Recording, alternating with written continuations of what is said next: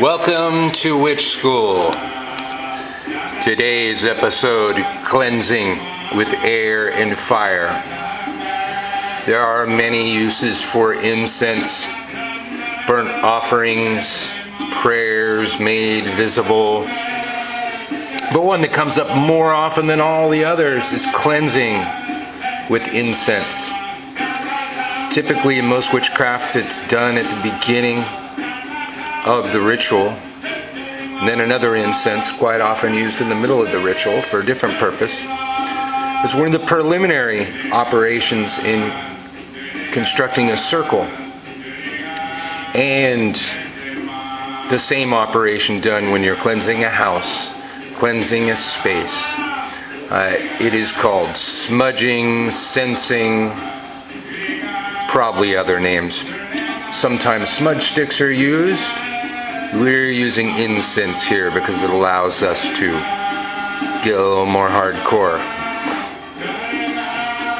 Now, first of all, the basics. Some common things. Resin incense. When you hear the name resin incense, it really only means resins that are incense. Here's some common. I've just got some copals here and some dragon's blood.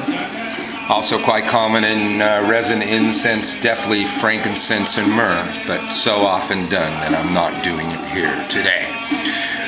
All of these right here will work very well for cleansing. Dragon's blood for cleansing and protection. Dragon's blood for if you've actually got some bad juju going on, some bad spirits going on, even demons and nasty little critters, dragon's blood is your thing. If you've got a psychic attack, dragon's blood's your thing because it aids in its own counterattack, sends the negative energy back to its source.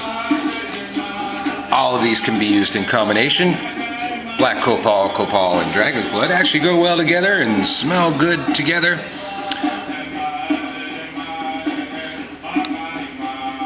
Yeah, I'm going to show you how to do the charcoal here. Hold on.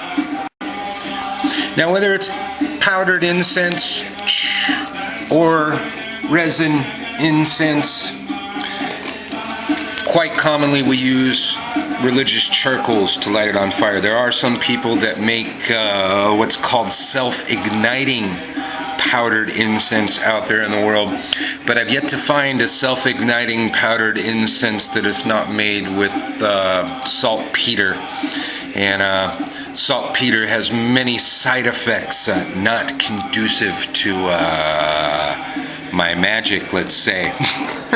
Especially if I'm going to get into sex magic or something, I definitely don't want to be messing with the saltpeter. Quite commonly with resin incenses and powdered incenses, these little charcoals are used. You find them in these little foil packets, lots of different people making them. Back in my day, they all came from the Catholic supply store. But typically, one whole charcoal is way more than you need for your typical use, even to smudge a large room. One will last way longer than you need to, so I tend to go in quarters. Quarters are good for average uses. It will fumigate even the huge space of the sacred grove.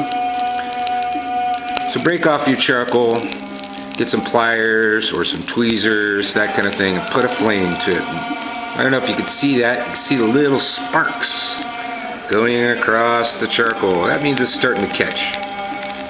It's probably already cut, but I believe in overkill sometimes. Whoops, don't do that. Right, hold on.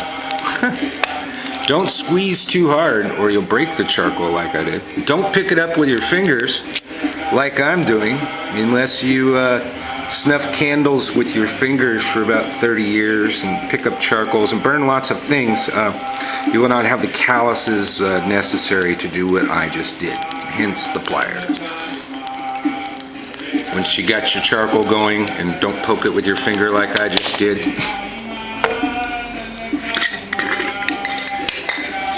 we add our resins.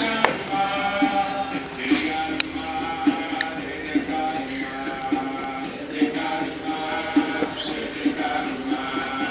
See that?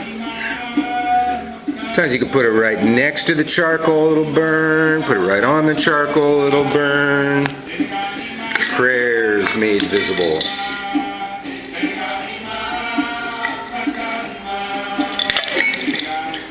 Show you why dragon's blood is called dragon's blood if I got enough time in this video. There's a chunk of dragon's blood on that. Whoops! Chunk of dragon's blood falling off of there. Come on, do what you're supposed to do. Can you see it bubbling? Dragon's blood, when it starts to burn, turns back into its liquid form. It looks like bubbling, boiling blood. Probably where it gets its name. Very good stuff.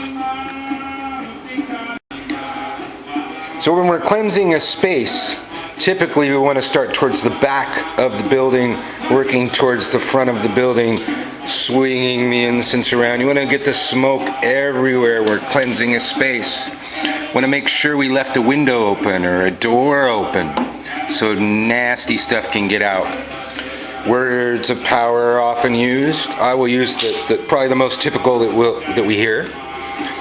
Creature of air, this charge I give, no evil in thy presence live. Creature of fire, this charge I lay, no evil in thy presence stay. Hear my words addressed to thee, as I will, so mote it be. Creature of air, this charge I give, no evil in thy presence live. Creature of fire, this charge I lay, no evil in thy presence stay. Hear my words addressed to thee, as I will, so mote it be. Now this video is intended for people that don't do this all the time. Oops.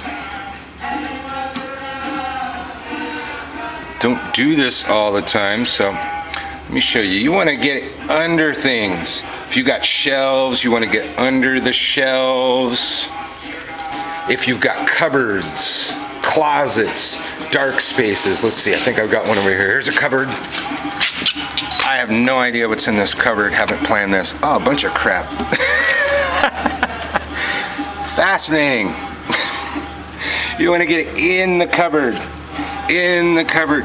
Quite commonly when we're smudging out cupboards and closets, bang it. Bang it. Give it a smack or two. Scare all the nasty stuff out of there. If you got some rattles, some gongs, some bells, those kind of things are quite commonly do. We want to get the smoke into the dark spots. Better yet, if we got a feather or something to fan it like that, but I really didn't plan this video out that well. We bang it, we holler, we say our words of power into the space. It didn't make that guy go away, but anyway, we'll keep him locked up in there. And out the front door, we drive the negative energy.